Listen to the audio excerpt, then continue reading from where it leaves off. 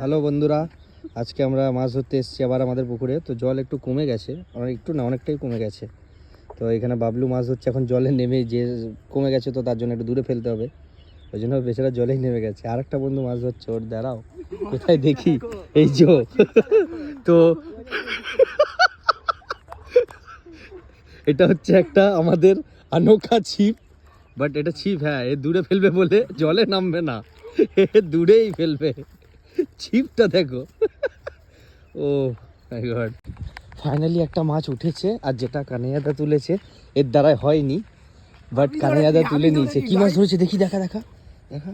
এটা হচ্ছে গ্লাস কাপেরই বাচ্চা, এও একটা রাক্ষস এই মাছের জন্য ধরতে পেয়ে গেছে। বাবলু ধরেনি কিন্তু এটা। এই যে কানাইয়াদা এসছে, জিও, এটা ছিপটা আমাদের বড় ছিপ। আরে জিও জিও, এই ছিঁড়ে গেছে ছিপটি, কাঁটা ছিঁড়ে গেছে। এই যে আরেকটা, ও ফাইনালি। তো অনেকক্ষণ পর এই যে এত বড় ছিপ আমাদের।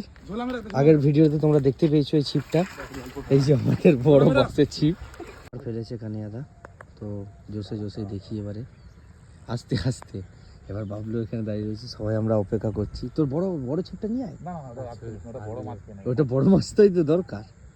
বড় মাছ ছিল, বড় একটা হয়ে গেছে। কই কি হালদি রে বাবলু, বাবলু লস, পুরো লস।